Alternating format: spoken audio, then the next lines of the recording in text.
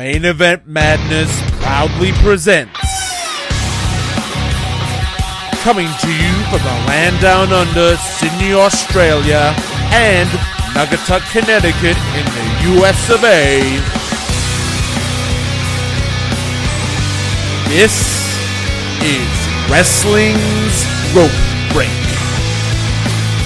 Here are your hosts, Joel the Man O'Brien and Eron the Mastermind Ramadanov. Well, hello wrestling fans and welcome to Wrestling's Rope Break. Everything pro wrestling by the count of 5. It is February 5th, 2015 here on Main Event Madness Radio. I am Joel the Man O'Brien, coming to you like I always do from the land down under, Sydney, Australia. And joining us, as he does every single Thursday night, is my partner in crime, ProWrestlingPowerhouse.com's editor-in-chief, Eron the Mastermind Ramadanov. And Eron, how does it feel to be back after your long sabbatical away from because of sickness? Well, my nasal passages are clear, my fever's down, and I'm ready to talk some wrestling. Yeah, your voice sounds very soothing to, I'm sure, to all our listeners as we listen on this, hopefully a nice Thursday night wherever you may be around the world. But we're going to be with you for the next hour and a half, maybe, talking all the major news, shows, angles, and matches from the past and present, exclusively on Main Event Madness Radio. Okay, so what do we got in store for you tonight? Well, preconceived WrestleMania plans have seemingly been thrown out the window following last Monday's Raw. Now, is Roman Reigns still a lock-in for that Mania 31 main event? Or is WWE in the process of repeating 2014 all over again with Daniel Bryan? So obviously me and Eron, and we will have all those answers for you coming up later on tonight. Triple H followed in Vince McMahon's footsteps this week as he partook in Steve Austin's podcast. Obviously, a lot was covered in that one, and Wrestling's Rope Break has your breakdown, and we've got some audio clips to listen to, analyze, and dissect later on in the show. And speaking of Austin and Triple H, a forgotten classic from 2001 between these two icons is the front and center topic on this week's Video Vault Visit segment. And as usual, we have our lessons learned from the last 7 days of pro wrestling, our spotlight questions, plus so much more. But before we get into this week's show, remember to follow us on Twitter at WrestlingRBreak and follow Main Event Madness on Spreaker to stay in touch with past, present, and future episodes of Wrestling's Rope Break. Like us on Facebook at facebook.com/Wrestling's Rope Break. No apostrophes, just Wrestling's Rope Break.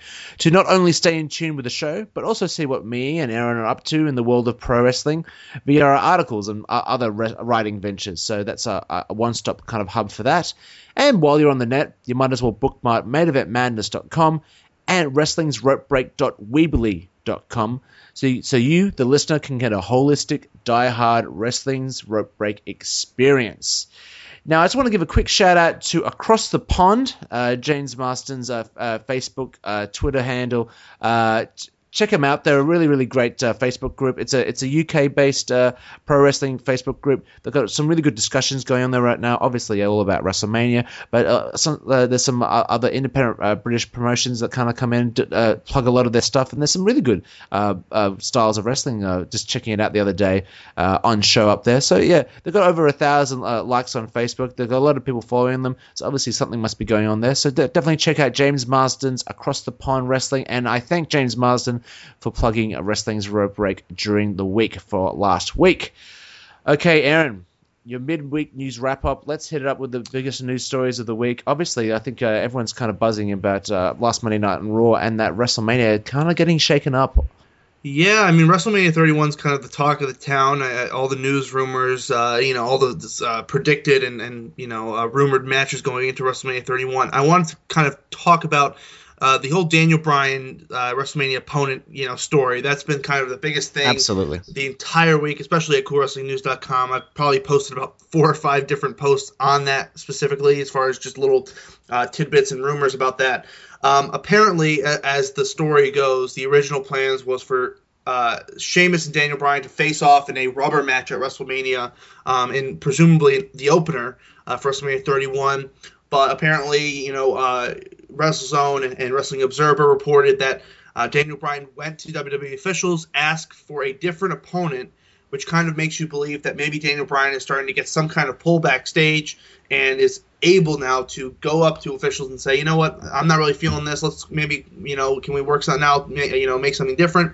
So apparently he kind of threw Dolph Ziggler's name into the hat as far as him facing Dolph Ziggler at WrestleMania, them putting on an incredible match, especially if he's not going to be featured in the main event. But as of this last Monday Night on Raw, maybe that isn't the case, and maybe they're going to go some different route. Maybe they're going to have Daniel Bryan go into the main event at WrestleMania. There's been no reportings of that yet. There's been no reportings of WWE officials saying that they're going to go with that. But as of right now, it looks like Daniel Bryan versus Dolph Ziggler is what they're going to go with, unless there's been some big change. And, of course, there usually is some big change going into WrestleMania. But that is kind of the big thing coming out of the week for WrestleMania 31 as far as Daniel Bryan's concerned. So there's obviously a lot to talk about here. But let's just throw it out first. The fact that Daniel Bryan and Roman Reigns are going to be wrestling at Fastlane to decide who's going to be fighting Brock Lesnar for the WWE World Heavyweight Championship at WrestleMania. This is a great way of creating legitimate intrigue into Fastlane.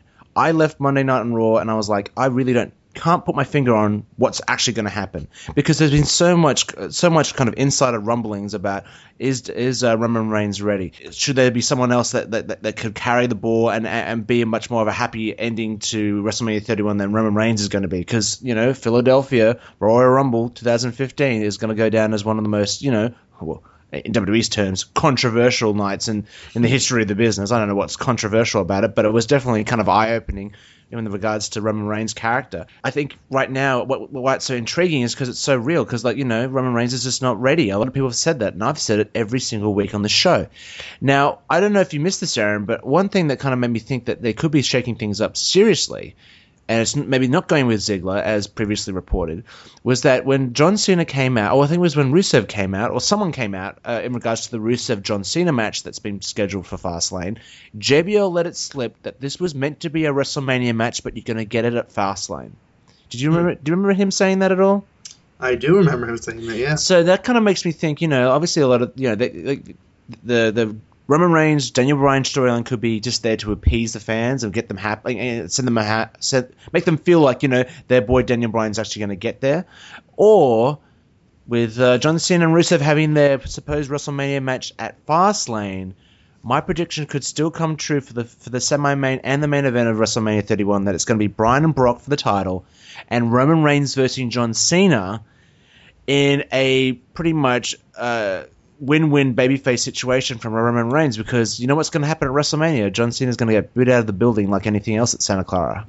I don't know. I think they're going to go with John Cena and Rusev going into Mania and even into Extreme Rules. I think they're going to do a similar storyline / feud that they did with Bray Wyatt last year, where they kind of, it went throughout the summer almost. And I think we're going to get something more along the lines of that. Maybe Rusev somehow picks up a win at Fastlane by countout or DQ, and then that match, by the way, is for the United States Championship as well. Yeah, it is. Again, there's another kind of intriguing element. It's funny when you put these kind of real life elements into real life controversial kind of elements in regards to Roman Reigns and Daniel Bryan, and put them into this match. It creates intrigue. In regards to Rusev and John Cena, putting the championship on the line kind of makes things a little bit more interesting as well, because Rusev's undefeated in regards to pins and submissions.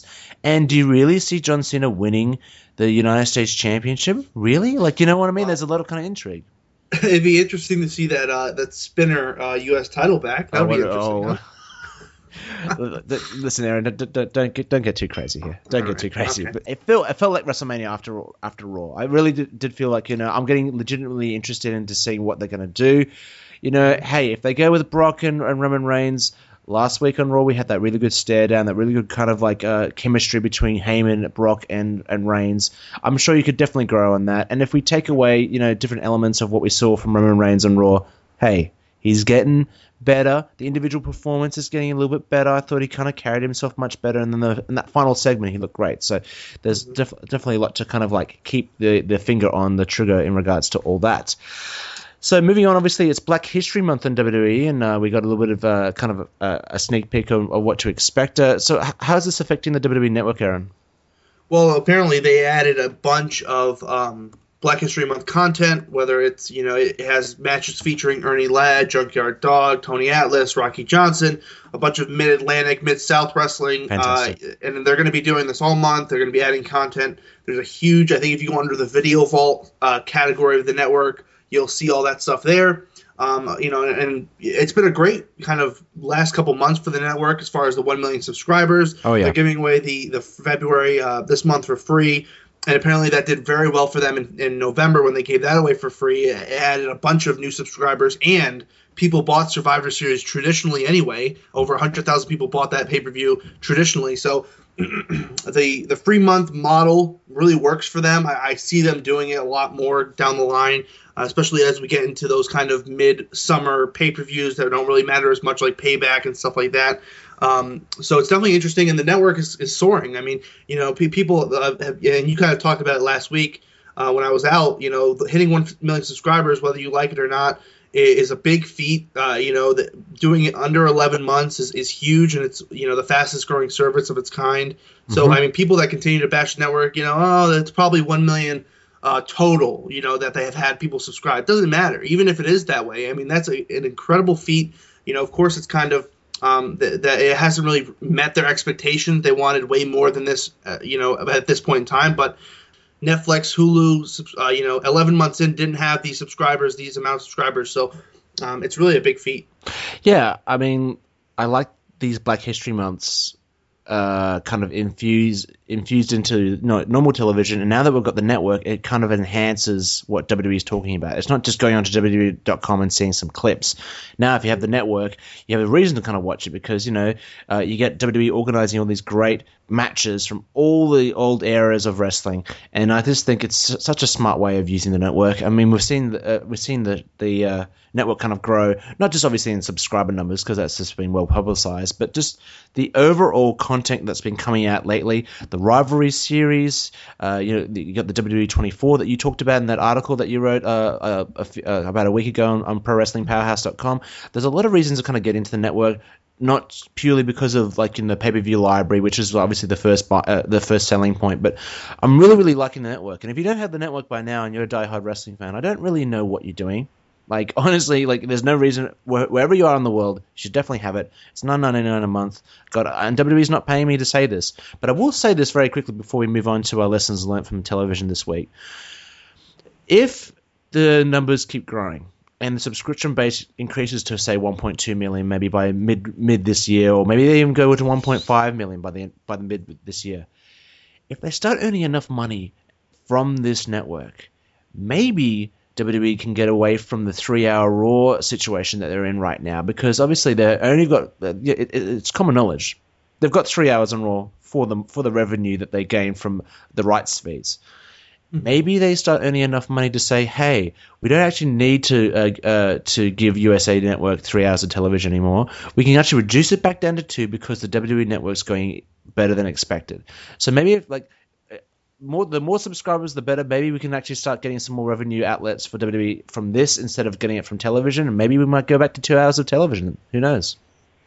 Yeah, I mean, and that's kind of, Hunter brought that up during his podcast with Austin, is that, he even said it's so hard to book a third hour of TV, live TV for pro wrestling. And I think, that's a good point. Yeah, it is. I think it's a good point that if they make enough money off the network, they can cut down on the third hour and maybe go back to 2. I mean, that'd be fantastic. Yeah, exactly. And this is coming from diehard wrestling fans very quickly.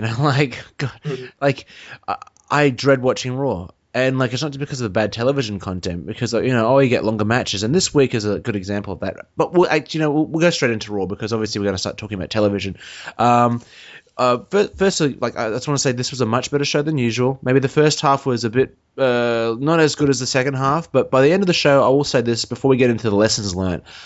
I thought the in-ring content from this week's Raw was top notch. I think we had, up and down the card, you had some really, really good matches. The Rollins Bryan match just left everyone just feeling so good. I felt so good after that match. It was so well done. Roman Reigns' involvement was played to perfection. But then we had Bray Wyatt and Ziggler. They killed it. And obviously Bray Wyatt going out strong. Maybe setting him up for Undertaker coming up. Ryback and Harper, great.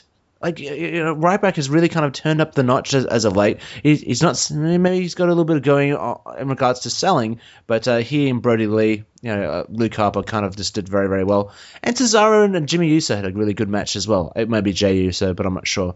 So, there we go. It was Jimmy. One thing I've said is that this in-ring talent pool that WWE has right now, they may not be over, but the in-ring technical aspect of the performers is like the best I've seen in the last like five years at least, maybe even 10 years. Let's just go as far as to say that there's some great talent in that ring. If they can just get the characters and get them over to the point where 5 or 10 years ago those performers were at that level, this would be a really, really, really good roster. But anyway, Aaron, hit us up with your first lesson. What did you learn from Monday Night Raw this week? Oh boy, first lesson is a little bit of a negative one, as usual, I guess. I learned that associating Daniel Bryan with Roman Reigns is a temporary bandage for a permanent wound. I think they might have some second thoughts, and I think it was clear after Monday that they don't know if they want to commit to Roman Reigns yet, especially after the kind of quote-unquote controversy. And I think they might be, maybe backpedaling on this and going with Daniel Bryan. But I think if they're not going with Daniel Bryan, I'm convinced they're not. I think they're going to stick with Roman Reigns. I think they're dead set on showing everybody that Roman Reigns can get over and be the guy to go forward with WWE. I think adding Daniel Bryan to this mix with Roman Reigns going into Fastlane, putting a temporary kind of calmness over the IWC is a very bad move, because as we get closer to WrestleMania, the fans will get more and more behind Daniel Bryan. That's what happened last year. So I think adding Bryan to this mix with Roman Reigns is only going to hurt him, because if Roman Reigns goes over at Fastlane, I mean, you think those fans are going to be ravenous. I mean, I can't imagine people saying, "Oh, well, yeah, I mean, he beat Daniel Bryan, so now we all like Roman Reigns." And I told you before we went on the air, I can kind of see it now, where Reigns kind of pins Daniel Bryan clean, and Daniel Bryan kind of shakes his hand after and kind of raises his arm and gives his endorsement to Roman Reigns.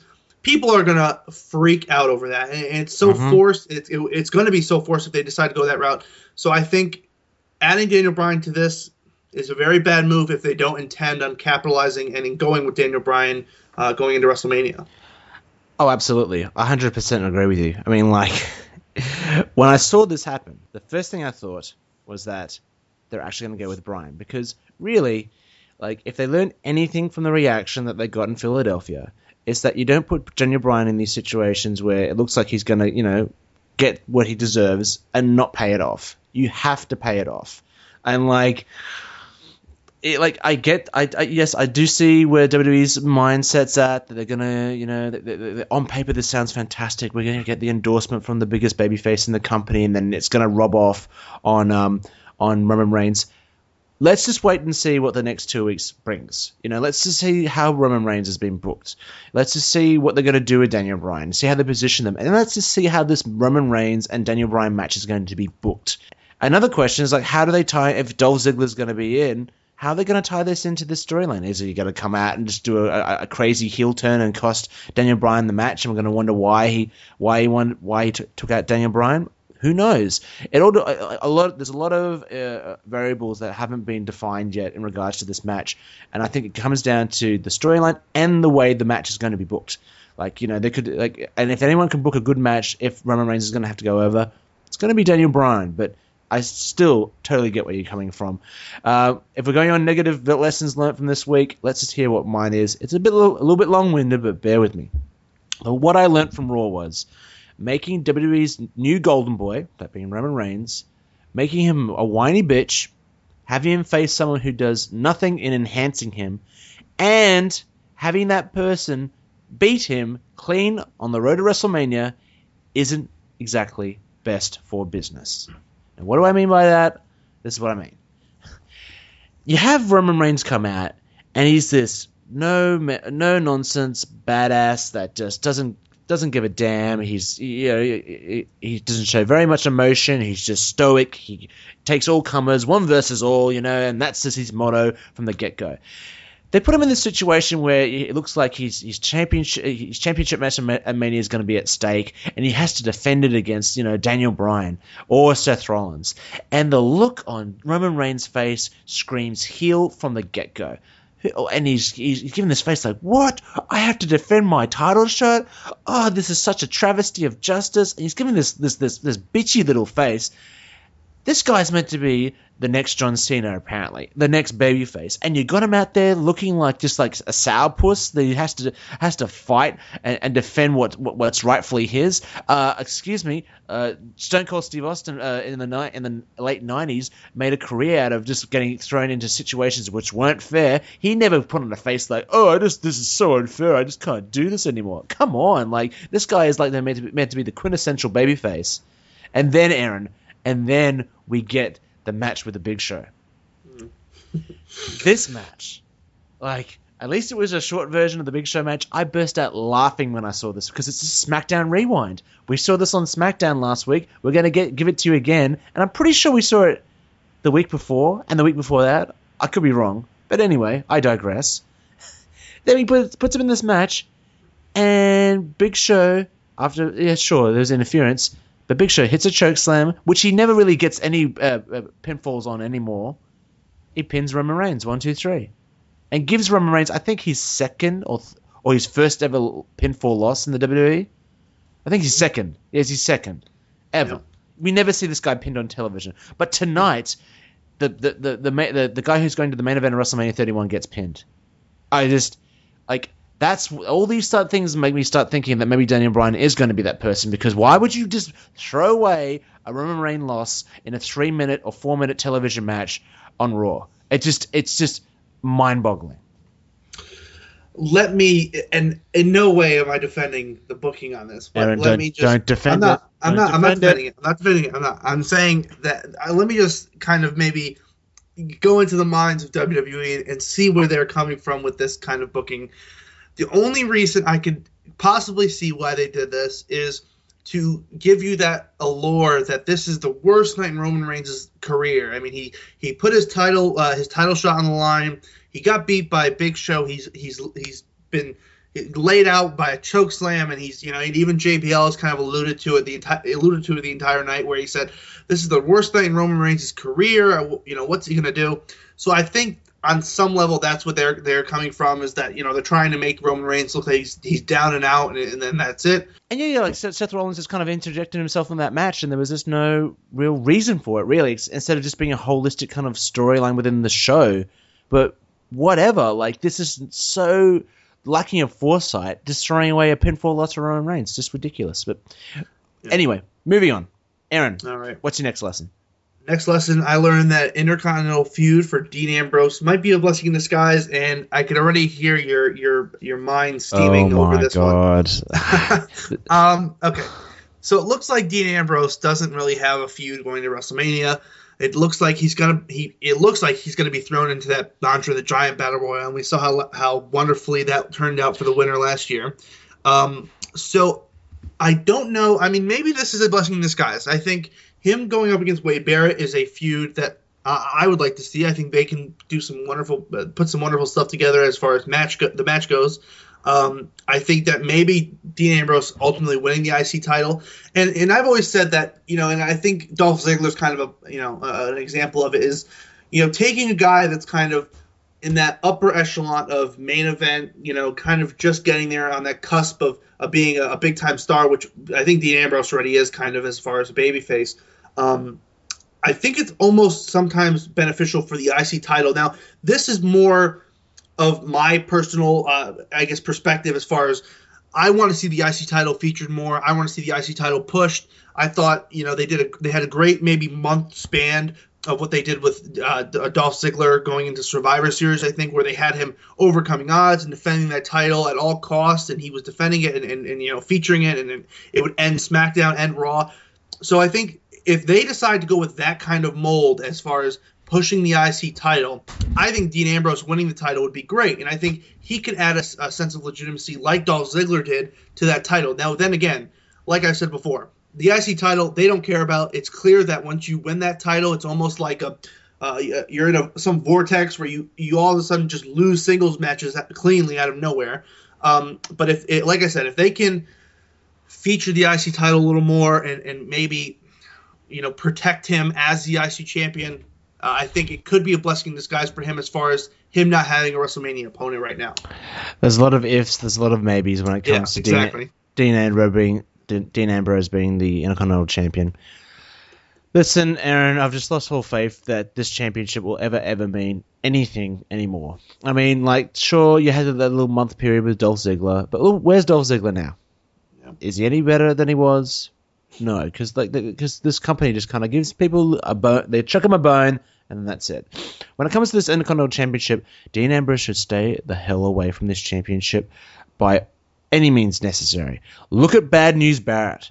This guy, he had a bad string of luck with injuries. He comes back, he gets the championship, and then loses to Sin Cara clean on television. And I'm pretty sure that ever since he won the championship, except for when he has to defend the title, he's lost. Now, what, is that going to happen to Dean Ambrose? Well, God, it looks like it's going to happen to Dean Ambrose because Dean Ambrose got himself over by losing every single pay-per-view match. So maybe it is a match made in heaven. Who knows? But, still, stay away from this championship. Again, every single podcast all over the internet says the same thing. Take these two, the US Championship and the Intercontinental Championship, and make them one. I think for a long time, the US Championship has been the secondary championship in WWE. If you look at the last few United States champions, they've been long champions. They've been protected. Look at Rusev. He's held that title, and he's never looked better. IC Championship and Dean Ambrose just sounds like he's just going to be buried 6 feet under by the mid this year. I'm making a prediction. So my last point to make, my last lesson learned from Monday Night Raw is this. Apparently the end of a very popular gimmick deserves to be shot backstage and neutralized unceremoniously.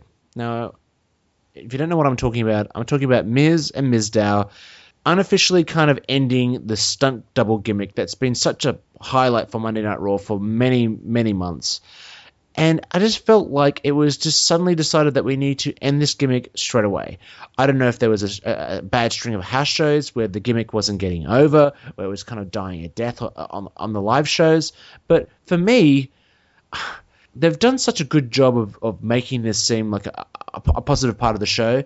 It deserved to be out there live on stage and getting that kind of reaction, or at least building to that kind of end to the stunt double gimmick. Obviously, Mizdow and Miz haven't broken up yet, and that's going to come. But I really thought they missed the mark on something special that they could have done with that stunt double gimmick. I mean, I wrote about Miz and Mizdow on PWP last year, the end of last year, talking about how the idea of the stunt double gimmick is going to be a great way to turn Mizdow into this babyface, make him a really hot babyface coming out of this feud. The fact that he mimics Miz all the time is going to make that moment when he stops mimicking him a big deal. And I just really think they lost the mark on that. Instead of having a promo that just threw away the storyline and then moving into something else, which I don't think is going to have as many legs as before. Yeah, just missing the boat on this one. What did you think, Aaron? I don't know. I think the Mizdow and Miz relationship has kind of been almost like maybe rushed is the perfect word to use. Yes. I feel like they want to get to this point where they want to break this team up when they kind of have a little more to go. And I think, like you said, they could have maybe capitalized on a certain moment. Maybe even, if they wanted to wait all the way until Mania, maybe in the Andre the Giant Battle Royal. Exactly. In that. Yes. Have Mizdow, finally maybe throw him over or something where Mizdow says, no, I'm done. Exactly. Maybe something like that. I understand that. But my only concern is, where does Mizdow go after this feud? Where does, and I hate to kind of look toward the future, but I've always liked Damian Sandow. Even when he had that gimmick before. Loved it. I thought he was great on the mic. I thought he was a good in-ring worker. And I think he had a lot of potential. Of course, they kind of mismanaged him and, with the whole cash-in. I thought he never should have won the Money in the Bank. I think that was just poor timing for him, especially with them wanting to merge the titles and all that stuff. So, well, at least we got one of the best Damian Sandow matches in his career against Cena on that Raw. Exactly. But I actually had a discussion with WrestleZone's Mike Killam and PWR's David Hero on Twitter, where we kind of talked a little bit about, what's next for him, and has WWE creative kind of pigeonholed his success. How big of an umbrella does he have to branch out after this? I said that, after this he's done. I mean, where else does he go? Does he go back to his old gimmick? It doesn't really make much sense for him to do that. Does he kind of have a new gimmick where he's this baby face, and who knows? So I think it has a lot to do with what WWE creative wants to do with them, and if it'll work. Yeah, there's a lot of questions surrounding Sandow and what they're going to do with him. I don't see a future for him. I think it's gonna be maybe back down to what he was doing before. And don't get me wrong, like that segment, that breakup segment backstage was great. I loved Miz. I loved him in that situation where he's just such a douche. He's such a great douche on television. You want to see someone punch him right in the face. But as far as Sandow's future goes, I don't know. I honestly don't know. But maybe get serious. Maybe actually that'll be the worst thing ever if he became a serious wrestler. But we'll see what happens with it.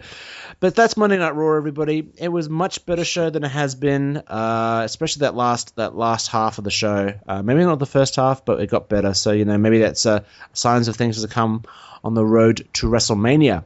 So we're going to go into Impact, Friday Night Impact. It's keeping track of all these time changes has been a bit challenging here on Wrestling's Rap Break, but I think we've got it right. Friday Night Impact from last Friday night.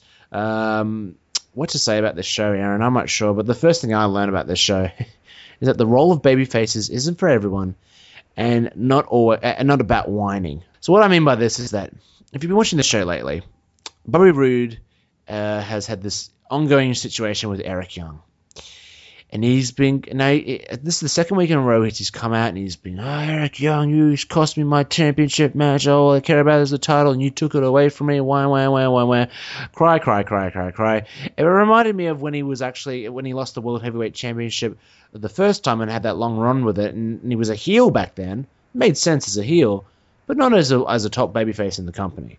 I don't want to hear you come out and whine and complain about some guy who's cost you the championship. It's pro wrestling, one. And second of all, the guy beat you clean in a no DQ match, I think 2 weeks ago on television. So, get even. Don't come here and cry. Like the fans were very receptive because it was the first segment of the show. But, God damn it. And second of all, Bobby Lashley. Now, they did such an amazing job with Bobby Lashley's character at the end of their run on Spike TV last year. Now, obviously the thing is to turn the guy babyface eventually, and you can definitely feel it coming with MVP, saying that I made Lashley, and that's fine. But, keep him the Destroyer character. Like, MVP was his mouthpiece. Why does every single top babyface have to talk all the time? Keep it short and sweet. Lashley's strength is his brute power in the ring and his wrestling. Just have him do that. And they redeemed themselves somewhat in the main event of the show, the four-way for the championship. MVP, Austin Aries, Rude, and Lashley. And Lashley went over strong. But, just cut out the talking, And another thing, just very quickly, when we're speaking about, tandem staying together, why does every single promotion feel like they have to have every group has to have a faction has to have a shelf life? Why can't MVP and Lashley just stay together forever? Why? Why does Lashley have to turn babyface? Why can't they have this unit stay together? Because they just benefit each other. The longer they stay together, the more history they have. The more history they have, the more noticeable they are. I just, look at the Four Horsemen. The Four Horsemen stayed together forever, and there were so many reincarnations of it with Arn Anderson and Ric Flair. But the group at its core stayed the same. Why can't we have the same kind of thing? It's just a random thought there. I've always said that. Bobby Roode isn't a babyface. He's so much better as a heel. He's so great as a heel. He's great. I mean, and as a babyface, he comes off generic, and I prefer him as a heel.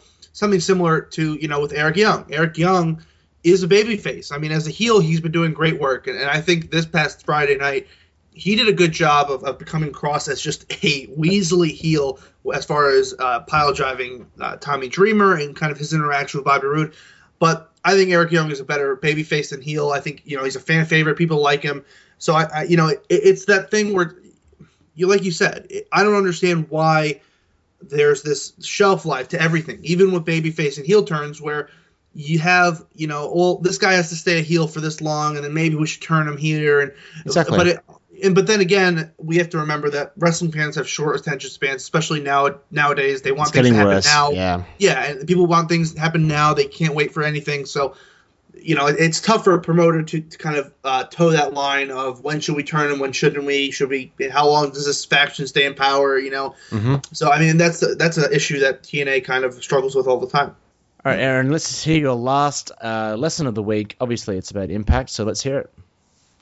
Well, I learned that segments like Monsters Ball is kind of a backbone for TNA, and it kind of goes to a broader discussion where it seems like TNA always has these things where they always go. It's like almost a go-to kind of segment or move. Where as far as Monsters Ball, they can always depend on Abyss to take out those thumbtacks and get to the ring and be a monster. They always can, they can always rely on Jeff Hardy going out there and being extreme.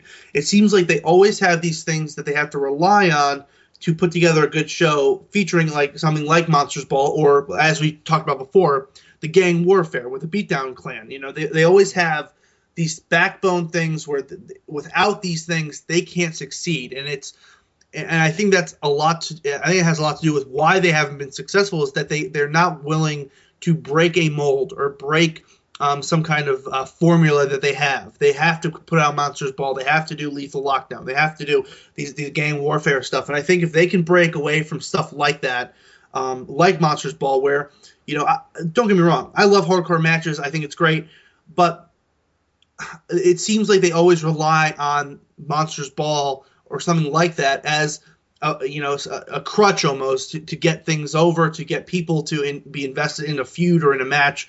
So I think if they can break away from stuff like that, I think they'll be a lot more successful going into 2015. Yeah, I think it's a lazy way of kind of differentiating themselves from WWE.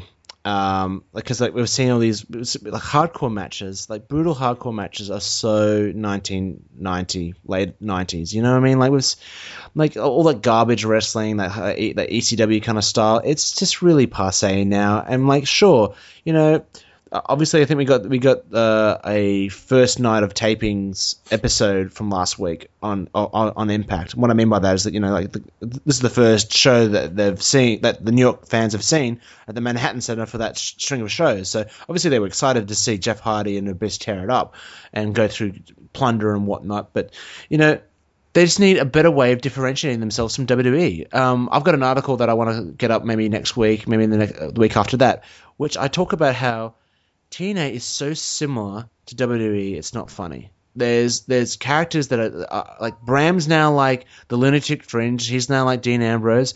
Bobby Roode's like the resident Randy Orton. He's the technical guy. Brock Lesnar's seen in Bobby Lashley. Just things like that. They need, and just the production of the television is just so like we've seen all the time. They need to do something different. And I'm sorry, but like having a split screen and having showing everyone that the show's not live and having a camera on Josh Matthews and Taz is different, but it doesn't enhance the product. No. You know what I mean? So that thing kind of rolls around with Impact, and the show kind of remains just the same show that it used to be in 2014, but actually it was worse than it was in 2014. I could not stand that the Josh Matthews and Taz thing. I mean, opening the show, it was a lot of confusion because they opened the show with Bobby Roode coming out, and then they go to Matthews and Taz in the booth looking up, and you could see the glare from the monitor or the TV they're watching the show on, and then they say that they're in Nashville, but they never said where they are. They said they're in the Manhattan Center, but then they say they're in Nashville. It's like you're almost confusing your audience to where you are, and I think I hate that mold. I hate that commentary from a remote position. It takes a lot away from the product in general as far as not being there live. I really hate that model. Yeah, it's just an unfocused kind of model of television production. I don't even know what they're trying to say through their production. I don't know if what they're trying to do, but that's TNA, everyone. It's still the kind of same show that you remember. So if you're on the fence about watching it, well, TNA lockdowns happening this week. It's literally happening tomorrow. So, but that might be a reason to watch. At least there might be some good matches. Let's just say there are some stuff that I am liking about TNA as far as Bram. I like his development. I like the feud with him and Magnus. I like, Kurt Angle getting back in the ring. There's some, don't turn people off completely to it, but I mean, there are some good stuff, but of course there's a lot of elements of old school TNA that a lot of people got turned off by a couple years ago, and it's roughly the same, but there are some good stuff going on. Yes, I will say this. Yes, the Bram Magnus storyline last week on Impact was really good. It was a really, really good storyline. Magnus is very strong in his role. He's got a really good presence about him. His promo skills are probably the best part of his character, and Bram is Bram's Bram. Like, I've always liked him. Bram's my favorite talent in TNA right now. Oh yeah, by far. Absolutely, yeah. And the breakup of that team is going to be an interesting thing to see how it matures. I haven't seen any of the spoilers, so hopefully you haven't seen it, and you can follow the story along every single Friday night on Impact.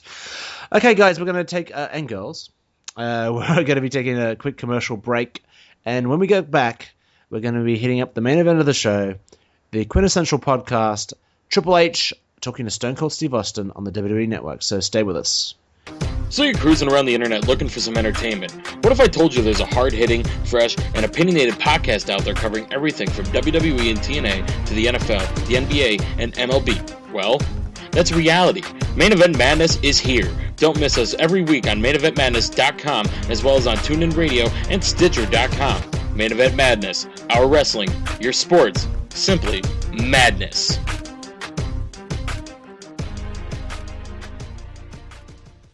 Okay, we're back. Main Event Madness Radio. Obviously, you might have heard us through maineventmadness.com. But if you've come over from Pro Wrestling Powerhouse Radio and followed me through Wrestling's Rope Break, check out maineventmadness.com. They really do put on a great show every single week, not just talking about pro wrestling, but talking about the Major League Baseball, NHL, and obviously, with the Super Bowl ending this week, NFL as well. So definitely check it out. And a big congratulations to Alfonso Marion for the birth of his son during the week. So that makes it two sons in the Marion family. And big congratulations from Sydney, Australia. I'm sure the same goes from Naugatuck, Connecticut. Yeah, well, bless his heart. I mean, two kids that's something big. So exactly right. So yeah, congratulations, Alfonso, and hopefully we're going to have you on the show coming up in the coming weeks, and we'll probably talk about the birth of your son and some pro wrestling. So stay tuned for that. All right, so the main event of the show that we've been hyping for the last week, Triple H was on the Steve Austin show with Stone Cold Steve Austin last Monday night. It is a bit of a challenge having that airing live straight after Raw. I did tweet about the fact that it sucks that we have to have something as good a content as that podcast, having it straight air after potentially 4 hours of Raw if you do the pre-show, which is a bit of a stretch. So, but regardless, it was an interesting podcast. Eron, let's just get your thoughts on the podcast. What did you think? I thought it was I thought it wasn't as good as the Vince McMahon podcast, obviously for obvious reasons, because when Vince McMahon's podcast came out, it was right after the whole CM Punk thing, and it was kind of a big buzz going into it about is Austin going to address CM Punk, and is Austin going to challenge Vince on all these things. This one was a lot more relaxed, a little more laid back, and I kind of like that, and I think that this is the mold I'd rather see going forward. I don't want to see Austin, going at somebody about, some backstage heat or something. I'd rather see them kind of just talking about the business and all that stuff. And that's what this was a lot of. They talked about, the 2-hour Raws, possibly scripted promos, Roman Reigns, booking in 2015, all this stuff. So I thought Triple H looked comfortable. I thought he answered questions honestly, maybe besides the CM Punk thing. I thought he kind of addressed everything, and anything that Austin asked him, he answered. So I thought it was pretty good, and I thought those two had really good chemistry. And I'd love to see a part 2 to this podcast. I read a tweet that was sent out by Wade Keller where he was just like, you may question about the subjects that were brought up. You may think that there was a subject that wasn't brought up, that should have been brought up. But it was just two guys, two friends chatting about pro wrestling. And it really had that kind of natural, kind of just organic conversational feel to it. And that was it was a definite positive to the podcast. Yeah, I mean, like everyone's like, oh, there's so much controversy coming out of it about China and about CM Punk. And it's like, really, in terms of controversial topics, it isn't that, like, it doesn't really draw me to something that is going to change my perspective of anything. I understand where Triple H was coming from in regards to China and the fact that he doesn't really want her in the Hall of Fame. I think it comes from a personal perspective. I mean, like, he's got a daughter. I don't think he really wants China to be publicized as as a Hall of Famer and then have his daughter go on the internet. Find out what Joanne Lorna really got up to, and having to explain his relationship with China back in the past, and I kind of get that, but at the same time with the CM Punk thing, it is what it is. It's obviously it's well documented heat between those guys, but you have to realize Triple H is a corporate man now. He's not just talking for himself; he's talking for the company he represents, and for him to go out there and say, "I freaking hate CM Punk," the guy's a douche. I hated him from the get-go. Like, is that going to benefit WWE? Is it going to benefit him? No, not really. But regardless, good talk about the developmental, good talk about promos. But let's just get straight into the show. And the first clip that I have from the podcast is his discussion about finding the next John Cena and how that process kind of comes about from the mind of Triple H. So let's have a listen to it. It's tough. It's a tough environment now. It's a tough, people will say all the time about Cena, like, I read that all the time, because don't we listen? People are tired of Cena. They don't want to see him anymore. They don't want to see this. There's such a long period of time where half the people were booing John and half the people were cheering for him, but he was packing arenas. Right. He was selling more merchandise. He was more popular than ever. Everything that we did, John was so far ahead of everybody else from a reaction standpoint. It doesn't matter if half the people hate him, half the people love him. I think that there's it's difficult now to find the person that every single person, from young to old, from teenage kid, the Attitude Era, in a little bit of it was almost easier. We had a tight demographic. We knew what we were looking at. We were looking at kids. We were showing them, the things. So what are you looking at now? It's different, right? Because you've got a 10-year-old kid sitting in the crowd, an 8-year-old kid sitting in the crowd. Next to him's a 22-year-old with all his buddies that are they want to see something totally different. But then you got the mom and the dad, and then you got the grandparents. We go across every single age group, every single race and religion and everything else. You cross so many barriers that it's hard to say, oh, this is the one guy that everybody's going to like this guy. You know what I mean? Everybody's going to like that, and then he's the good guy, and that guy's the bad guy, because half that crowd's going to like the bad guy. Yeah, so, there's obviously a lot of masters to serve in regards to what Triple H is talking about.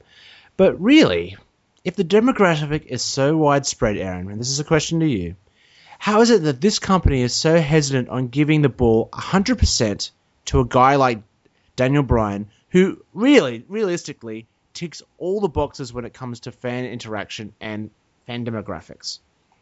That's exactly the point I made this week. I have an article on ProWrestlingPowerhouse.com right now about why won't they push him? Why won't they give him the Austin, Rock, Hogan push? Give him, throw him, give him everything. Or at least give him the ball and let him run with it, and let's just see what happens. Exactly. And I rarely criticize Triple H, but excuse me, you have somebody that ticks all boxes of demographics, and you have somebody that appeals to the 8-year-old kid and the 22-year-old guy and the parents and the grandparents. You have Daniel Bryan. He's right there. He has he has everything it takes to be a top guy in pro wrestling. And here's what it comes down to. And you can criticize whatever you want to say. the only reason Daniel Bryan's not getting this push is because he doesn't have a jawline like Roman Reigns. He doesn't have the long hair of Roman Reigns. He doesn't have the 6'4" stature, 260 pounds. That's what it comes down to. WWE doesn't want to market Daniel Bryan as their guy because he's small and he's, he looks like he has facial hair. He's long, greasy, wet hair. He doesn't appeal to what WWE wants to put out there as their guy. And kind of goes back to what I always like to bring up. And I've said before, I like to use my nieces and my brother as kind of gauges of what casual fans look at and what children look at. My brother, casual fan, watches maybe, an hour a week of Raw, kind of goes in and out. He looks at Daniel Bryan and he says, what the hell's this guy? Who's this guy? I had a big discussion with him about Roman Reigns and why they picked Roman Reigns over Daniel Bryan. He's like, they're absolutely right.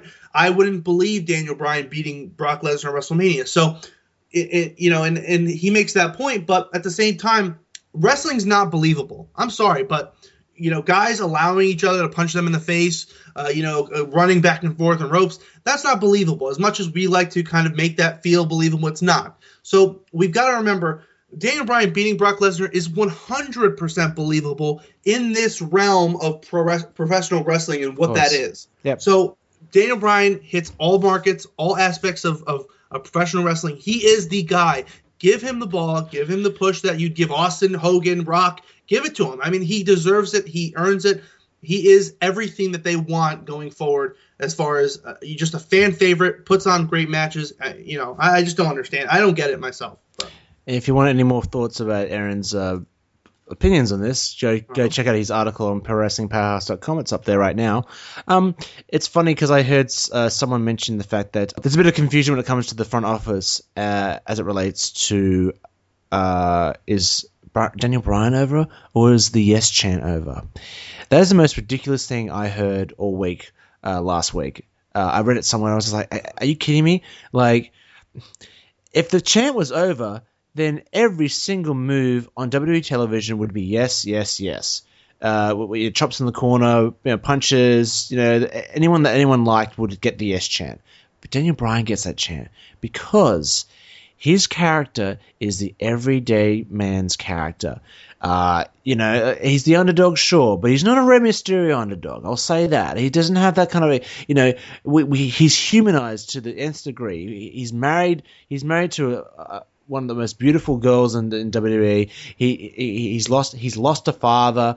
He's gone through all these trials and tribulations that everyone knows about, and the thing is, he's got his wrestling that gets everyone involved. It gets everyone standing up and gets them chanting yes. And I guarantee that it helps WWE get the tickets as well.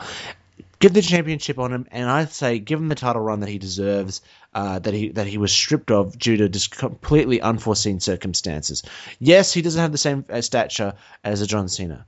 John Cena, Brock Lesnar, Randy Orton, those guys don't come every single day. And right now, Daniel Bryan is the most over guy in the company. God damn it, get behind him and start pushing him. So, when's the last time a wrestler or a superstar or whatever turned everybody else heel by default? Like, you remember that time going into Royal Rumble where anybody that came out would either get booed or they would just start chanting Daniel Bryan or yes. 2 years in a row too for that happening. Yeah, think about how crazy that is. That a single person that's so over with the fans turns everybody else heel by default.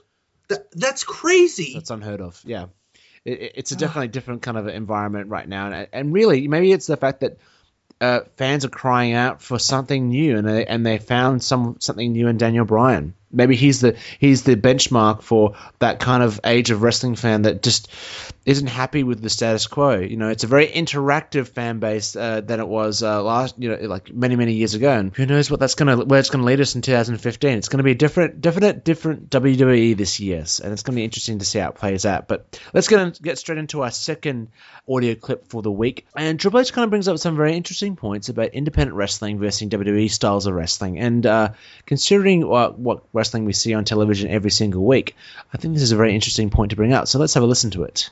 Sometimes you take a guy that's been in the indies doing that, and it's harder sometimes to knock the bad habits and that stuff out of him than it is to take a kid that's never done this before and maybe was a huge fan his whole life and teach him how to do it from scratch.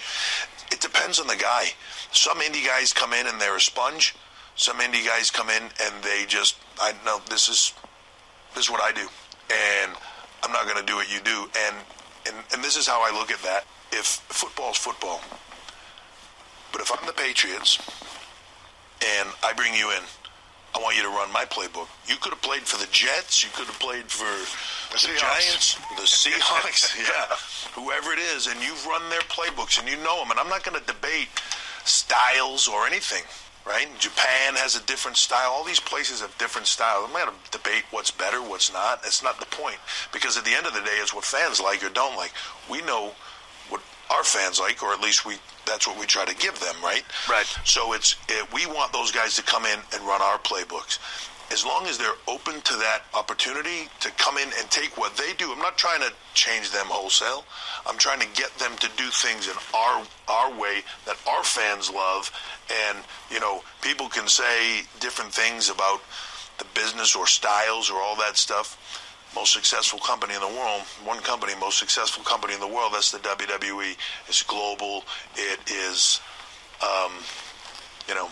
it is what it is. So, Eron, after hearing what Triple H says, right, isn't this a problematic way of thinking? This whole, taking independent wrestlers and kind of making them WWE wrestlers, as it has the ability to kind of relegate different styles of wrestling into one boring, unidentifiable WWE mechanic of work?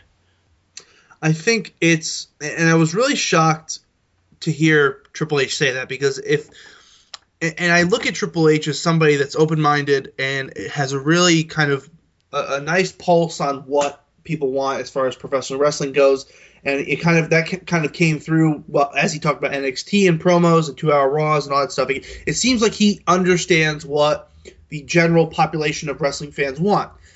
I was stunned to hear him say that, it doesn't matter what you've done over here. It only matters what you've done here, or what you're going to do here. And I think that's a really narrow way of looking at things. Mm-hmm. And if he truly understands what people want Japanese wrestling. We saw with Wrestle Kingdom 9 how over that was. That's probably the best show, and I said it when we reviewed it a month or so back. That was the best show in years. I've never seen a better show in my life from a strict wrestling standpoint than Wrestle Kingdom 9, and that was all Japanese, style wrestling. So for him to say that, we have a certain way, so do it our way. I understand that they have different aspects of what they do. They tell stories a little more with their facial expressions, and they have a certain formula to what they like to do in the ring. That's great. I love, one of the best examples of a WWE match is Taker, Shawn Michaels, WrestleMania 25. That match is kind of the formula of what WWE tries to portray. Yes. Two guys going at each other, slowly building, false finishes here, facial expressions here. They have a certain formula, and that's great. That's fine. But to not be open-minded to incorporating other styles like Japanese style or any kind of indie style is very narrow-minded, and I expected a little more from Triple H as far as that goes, because I think he's a little more open-minded than, say, Vince McMahon. So I was stunned to almost hear that. So it was interesting.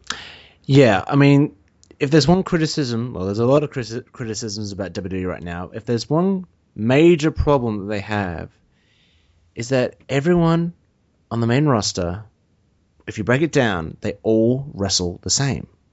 Yeah. They all have their own. They have their signature moves and they have the finisher moves. You see your signature moves at the end, and the progression of the matches are the same. I think it'd be very beneficial of them to start incorporating different styles of wrestling, because when you start incorporating different styles of wrestling, then you start actually getting different characters in wrestling.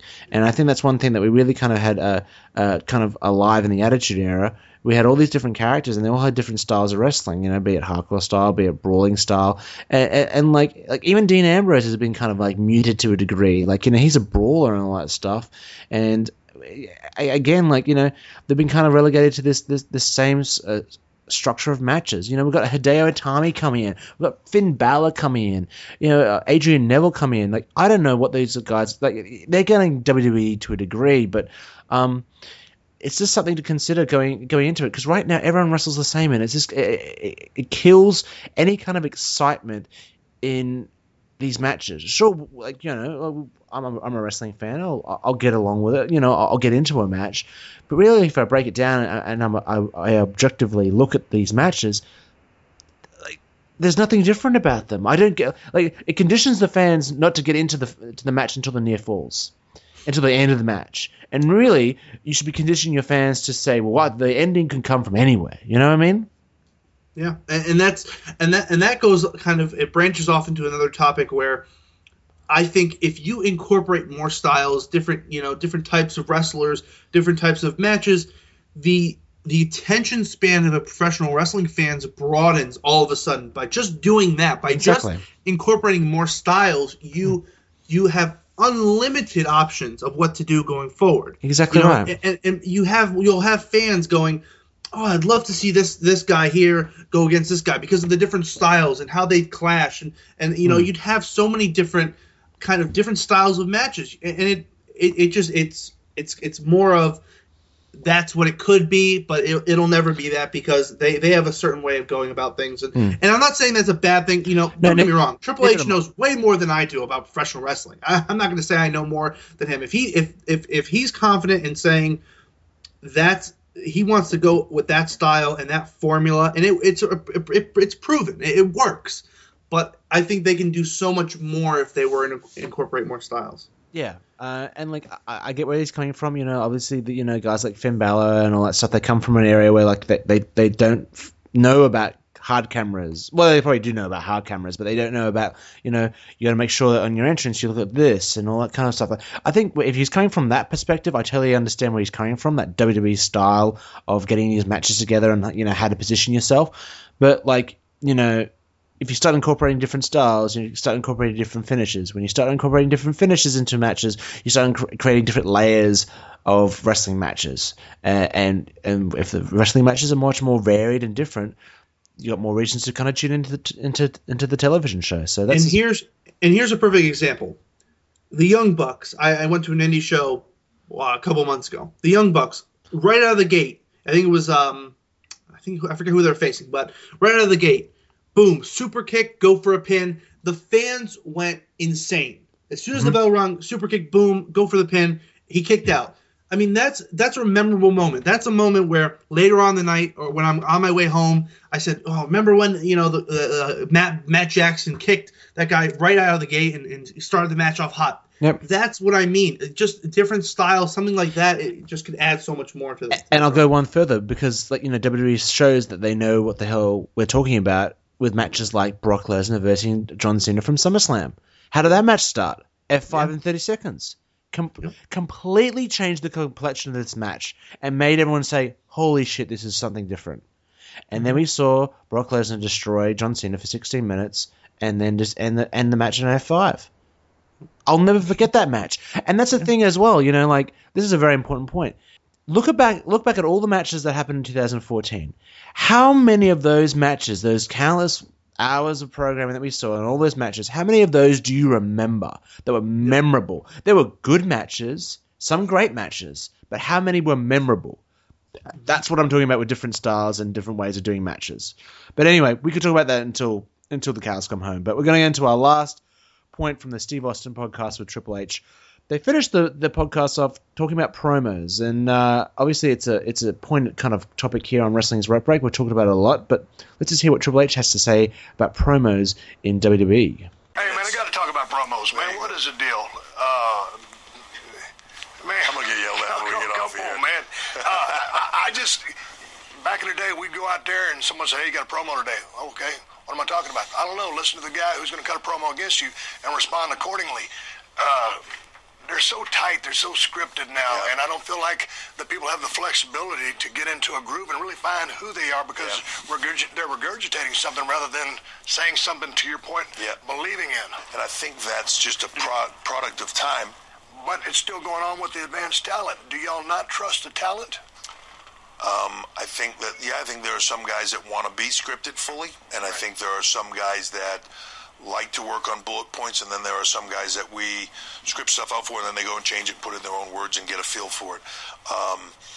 It's a trust level. It's live TV. It's it's a different era, and we have to be careful with things that are said with sponsors and everybody else and all those things. I think it just was an evolution of time of. This guy's better when you script, and you start scripting. First thing you know, you're scripting everything, and then it's hard to get out of it because guys don't have the do it themselves practice of it, and it's why down at NXT I have tried to go the other route, and they're not always winners, but I try to let the guys come up with their own stuff, help them make it better before they go out there, and then let them do it on their own, and then come back and really guide them on what worked and what didn't work, so that hopefully we can get back to a place where we give guys a premise and some bullets and let them go. So my question to you, Eron, is this. It sounds like Triple H is on the pulse when it comes to promos. Do you think when he gets to the main roster and when he starts maybe taking some more creative control over the content, are the promos actually going to go back to much more of an old school style? Absolutely. I think Hunter is somebody that wants to get back to that old school mentality. I think he's somebody that, and like I've said before, I think he has a certain, like you said, he has a certain pulse to what people like and what people want and what works. And I think he's done a great job at NXT. I think you can clearly see some of that stuff he talked about, where he's allowed talents to go out there and cut their own promos, and if they sink, they sink, and if they swim, that's great, and they can move on from that, and they can get better, and all that stuff. So I think it's great, and the perfect example is somebody like Sami Zayn, who's come from cutting a good promo to cutting a amazing promo, especially this past week. That we didn't get to talk about NXT this week, but he cut a tremendous promo on Kevin Owens last week. And I think that's a perfect example of somebody that you give them some rope, you let them try some stuff, and eventually they get to the point where they can go out there and you don't even need to talk to them. They can cut their own promo. Somebody that's failed and hasn't really done very well is someone like Charlotte, who is still not there yet as far as promos go. She doesn't really have the gist yet of what to say, and she's a little awkward, and she doesn't really know, and that's good. And I like that Triple H and whoever it looks like Triple H runs it, but of course he has help down there with Dusty Rhodes and a couple writers. I like that they're giving her that freedom to fail and let her learn from her mistakes and get better. That's something that Vince McMahon has no tolerance for and no patience for. If you fail on the main roster, that's it. You're getting your promo scripted, and that's it. And that's another point that Triple H brought up is some guys like it that way. Some guys don't want to go out there with no script, and that says a lot about that certain talent. But guys like Dean Ambrose and Bray Wyatt, they don't want anything. They want a couple of bullet points, and they don't care what you have to say. They're gonna write their own promo for their own character. I think Triple H will get toward that. I think the future is bright because a lot of the stuff he said made a lot of sense. And like I said, he has a certain he knows what people want. He knows what people are going to want in the future with the 2-hour Raws and less scripted promos. So I think he's spot on with the promos. Yeah. I think a great example, like you just said, is Sami Zayn. Look where this guy's come from. Granted, actually it's kind of crazy when you think about it. Sami Zayn was a mute for most of his career as El Generico. He never did any promos, and he takes the mask off, and now he's got some of the best facials, and his promo skills are amazing. And I have to say, it's probably because of the NXT environment that he's got there. He's got that free-flowing environment.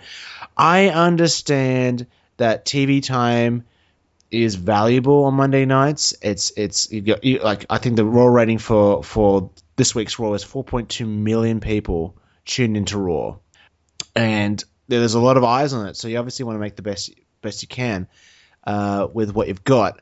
But yeah, I think the future is bright when it comes to Triple H. I think he understands that that free organic nature of promos in the past is what's made the stars of today or the legends that we remember. Like, well, can you imagine if Ric Flair had scripted promos on the television affiliations that he had, and had or like Dusty Rhodes? Or Dusty Rhodes? We'd never get hard times. The promos, like. Just very quickly, guys. If you're on YouTube and you're looking for a great promo, check out Dusty Rhodes' Hard Time promo. If you haven't seen his promo against Ric Flair, like it's just, and that's not scripted. That's the man going in front of a camera, knowing what the issue is between he and Ric Flair, and just talking from the heart. And like, you understand his character straight off. He's the son of a plumber. He's the working class man, and that's. It oozes out of just Dusty Rhodes, and I think guys like Dean Ambrose and Bray Wyatt are getting there, but I think we should try and teach everyone to get out of that mentality of getting comfortable getting scripted promos, because really you're going to get your Adam Roses and your Titus O'Neills that are kind of maybe talented on the mic, maybe Titus O'Neil more than Adam Rose, but they're only going to get so far. So. That is the quintessential podcast segment of the week. A lot of discussion points. If you haven't checked it out on the WWE Network, go check it out. It's definitely worth your ears in listening to that. But we're going to wrap up things today with the Video Vault visit. Triple H and Stone Cold obviously had this podcast, so it'd be almost blasphemy if we didn't do a Triple H versus Steve Austin match from the past. And I really wanted to focus on a match that I grew up watching, that I had on a VHS tape, that I just don't think many people remember. It hasn't been thrown out there as one of the great matches of all time, but it really was an amazing match. And I'm talking about the 2 out of 3 Falls match between Triple H and Stone Cold Steve Austin from No Way Out in 2001. So, now the story of this match, if you don't remember, or if you're a young fan that hasn't kind of looked into 2001 WWE, first of all, and I'm going to say this right now, John Curry from Main Event Madness, the host of Main Event Madness, has never ever watched anything WWE related from 2001.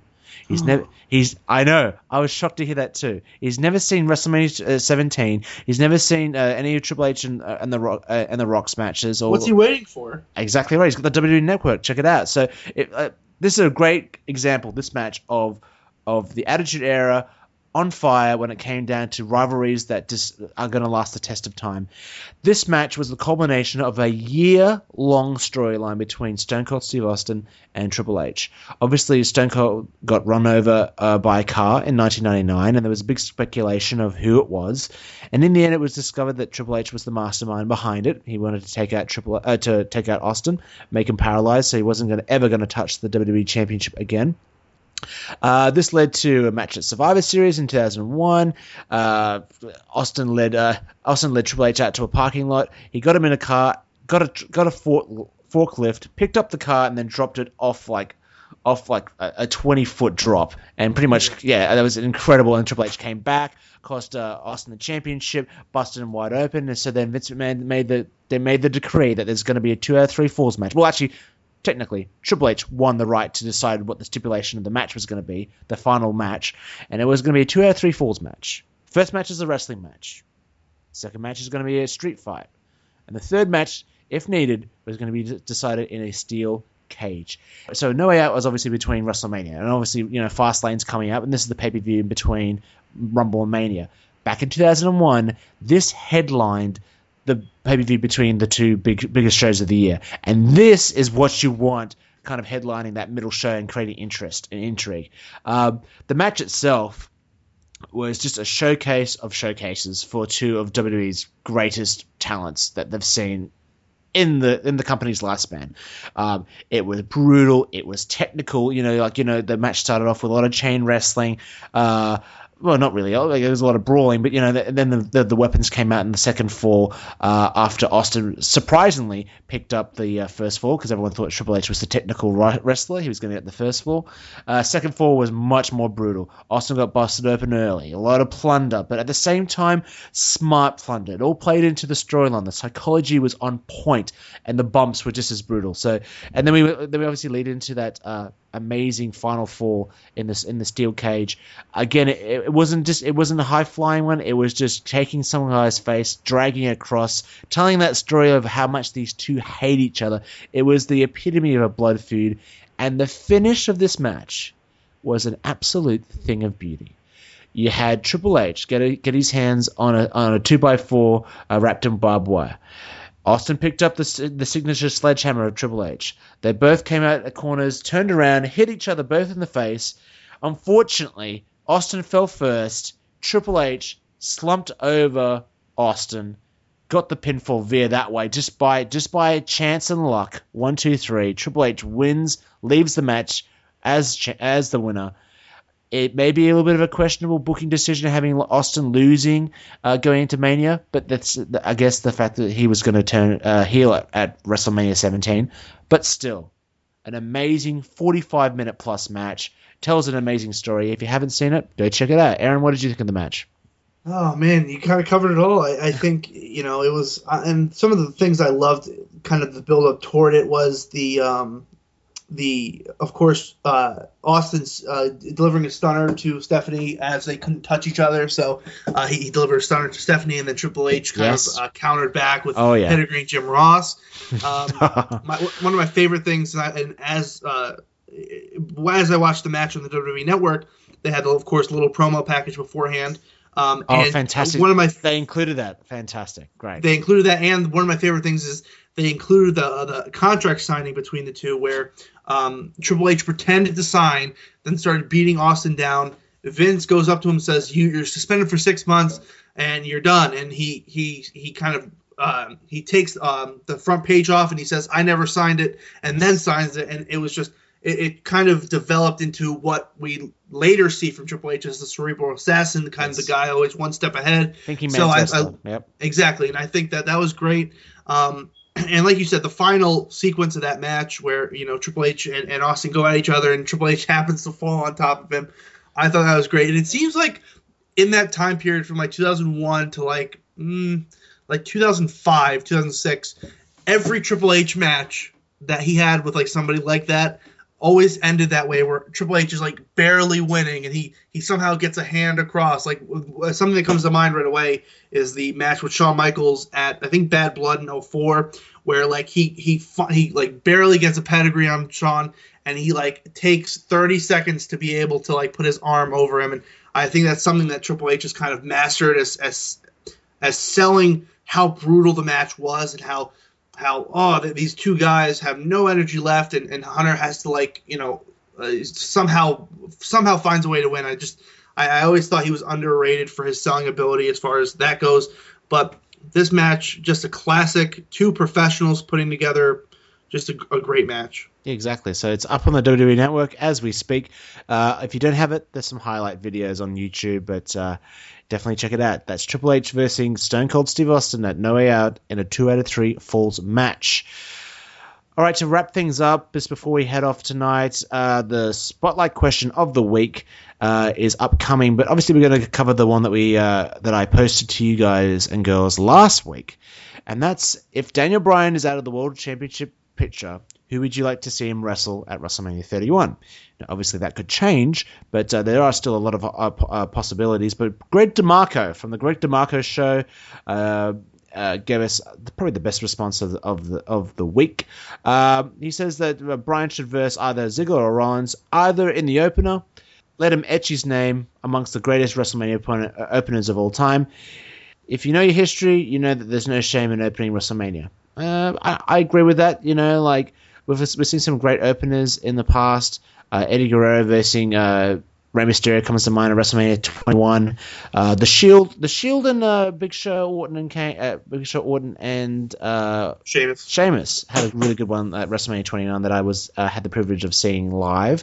And a very quick plug: WrestleMania 31. Wrestling's Rope Break is going to be there live every single day. Thursday night, Friday night, Saturday night, Sunday night, and Monday night. Expect audio wrap-ups of the day every single night for the WrestleMania weekend. Aaron's going to be joining in when he can. Main Event Madness, we're going to have some crossover shows for WrestleMania Sunday night. Tons of audio coming to you for WrestleMania weekend. So definitely put that in your book from the 26th all the way to March 30th. tons of wrestling audio coming from Wrestling's Rope Break. So that was last week's question. Aaron, let's hit it up with this week's question for the fans. What's the spotlight question? Okay, so we have Fastlane kind of in between Rumble and WrestleMania, and a lot of people for years have kind of debated whether there should be a pay-per-view in between Mania and Royal Rumble, and how that kind of goes to with each pay-per-view. So my question is for the fans: come up with a scenario or an idea to fix this problem. Should Fastlane be before Royal Rumble? Should the Elimination Chamber still be here? Should we get rid of a February pay-per-view? I want to hear ideas from you guys on how to fix this problem of having this pay-per-view that kind of seems to just get in the way of things in between Rumble and WrestleMania. So that's your question for the week. How can you fix the pay-per-view situation between Rumble and Mania? This year, it seems like there's a little bit more interest. Obviously, the Reigns and Bryan situation, as I said before, is a really great way of creating intrigue for an event that has to exist between Rumble and Mania. Hey, if it was up to me, I'd say no pay-per-view. Let's just have some good television going all the way to WrestleMania and start building these like long storylines, and start them at Rumble and them at Mania. You've got a good 2 to 3 month period that needs to be filled, and I don't see there being any problem with that. Okay, so that's all we have time for tonight. Thank you so much for joining us wherever you may be all around the globe. And Aaron, I hope you have an amazing rest of your week. I hope so too. I hope you have a good rest of the week as well. And, we'll see you next week. Thanks again for listening, everybody. And catch us on the next Wrestling's Rope Break next Thursday, 8 p.m. Eastern, exclusive to Main Event Madness Radio. Good night, everybody. Thanks for downloading Wrestling's Rope Break. Want to keep up to date with future episodes of the show? Answer our weekly questions. Interact with Joel or Aaron, or just go somewhere to discuss good old pro wrestling. It's easy. Start by following us on Twitter at WrestlingRBreak. Then like us on Facebook at facebook.com/WrestlingsRopeBreak. Finally, bookmark and visit our website at www.wrestlingsropebreak.weebly.com. Wrestling's Rope Break. Everything pro wrestling by the count of 5. We will see you next week.